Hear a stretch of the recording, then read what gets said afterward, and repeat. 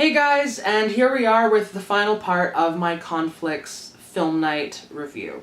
Part 3, we're going to jump right in there with Neon City, which is Dylan's film. This is, I would probably have to say, is the most original film of the night. It doesn't necessarily have the most original story, but it's done in the most original way.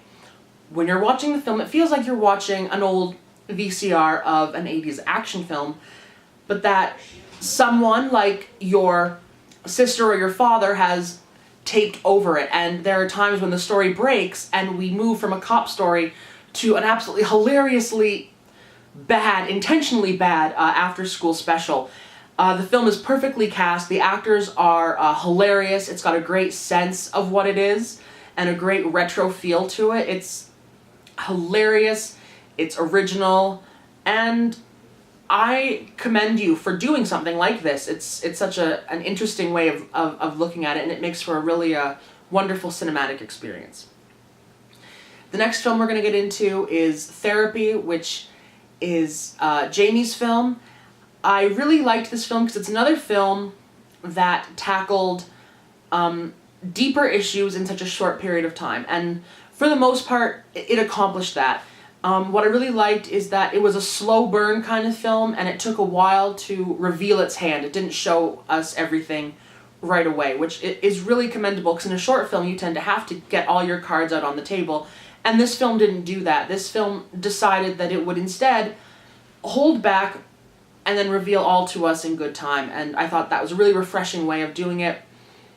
And like I said, for the most part, the deep issues in this film, because I don't want to really give anything away, because I'd rather people watch these for themselves. I know they'll be on Vimeo at some point, or if you bought the DVD and you haven't seen them yet. The issues in this film were, for the most part, handled very well, and I'm just really impressed with the fact that it was so restrained, whereas most films like this really tend to wear their emotions on their sleeve, and this film didn't do that. The next film is Tyler's film, Searching for Stars. This film is kind of like what I think would happen if John Hughes and David Cronenberg decided to make a film together. I really got that from this film, mind you, minus the body horror elements. It's a wonderful, feel-good story about a high school student with deer antlers. And it's also a wonderful story of self-acceptance, and also knowing that being different is okay.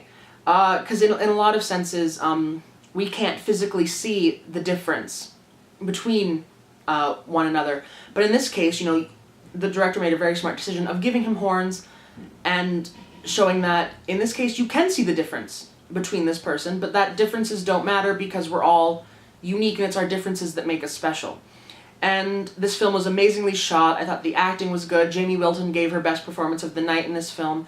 And it's nice to just, you know, see a nice feel-good kind of story like this that works on a base level as a feel-good film, but also goes beyond that in really making you think about yourself and, you know, coming to terms with the fact that, you know, everyone is different, but that doesn't matter.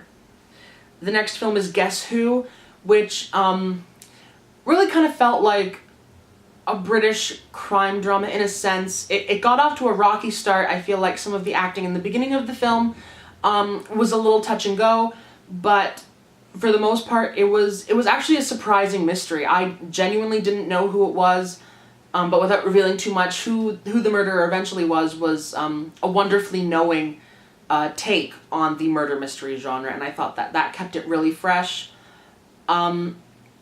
And I liked the premise of the film itself, actually. I really did, and I think the title for the film was hilarious.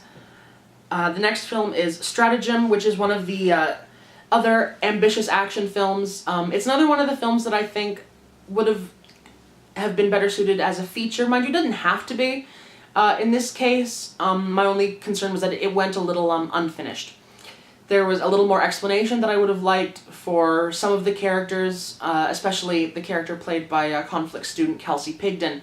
I really felt that her character and why she was in her situation could have been explained a little bit more.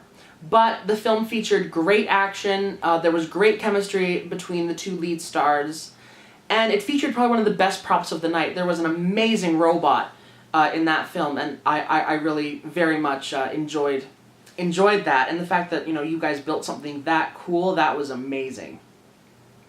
The next film I'm going to talk about is Memphis.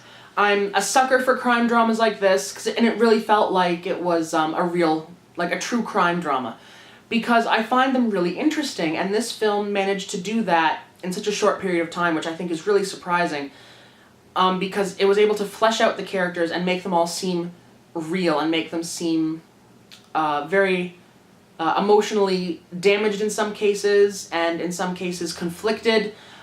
And I thought that for a film this short, that was really ambitious, but it was really able to pull it off quite nicely. Next film is Love Reprimanded, which is another one of the Advanced Students films, Xenia's film. This is a wonderfully offbeat and very knowing kind of comedy satire. It features two of the Conflix professors, Donald DeLorme and Eric Weller, and both of them are hilarious. The role that Eric Weller plays is perfectly suited to him. He's so funny in this film, as is everyone, actually. All of the stars come across really well. It's a well-shot comedy, and I really liked the premise that it's almost as if you're watching a video before a movie, telling you not to text or not to talk on the phone in a movie theater. And I thought that was, for someone who hates things like that, I thought that was really funny. And finally, the last film is Reap Hook, which is Kelsey's big fantasy film. I felt that it ended a little abruptly, which I find actually with a lot of short films. So, but at the same time, it's got great costume work. I give total brownie points for the fact that you cast a girl as Peter Pan, because that's a typical thing that's done in stage productions of Peter Pan. So the fact that you did that was amazing. It did feature some good fight scenes and some surprising gore effects. And the acting by the lead and his chemistry with the stars was quite good. But I do think that the film wasn't quite what it could have been. It is another film that I think would have been better suited for a feature, because the story would be able to go more in depth into who some of the characters are, rather than just making Pan a one-dimensional villain. A lot could have gone into exploring who he was, even though he is a lot closer to who he is in the actual story. But I would say for the most part, it was great. I loved the look of the film, and the fight scene was quite good. And I do like big fantasy films like this, and I also liked how you treated Captain Hook's story like an origin story. I thought that was really interesting and original. So I would say, not for the most part, I would say for all of you, you did such an amazing job. The level of talent that is in each and every one of you is amazing. I had an amazing time at film night, and I just want to say that you should all be giving yourselves like a big pat on the back, because you guys did it, and the films were spectacular, and you also covered such a wide range of genres, which is something that is so ambitious, but you all pulled it off, because when they're being shown at film night, they might conflict each other, but they didn't. All the films felt fresh, all the films worked next to the films that they were followed by or preceded by. So congratulations to all of you, and if you liked this video, be sure to comment and let me know if you have anything that you would like to see me do a video of, like any top 5 lists like I used to. Send me a message on my page and let me know. So don't forget to like this video and share it to anyone who you think who you think might get some enjoyment out of it, someone who doesn't already like the page. So thanks guys, and you should be so proud of yourselves.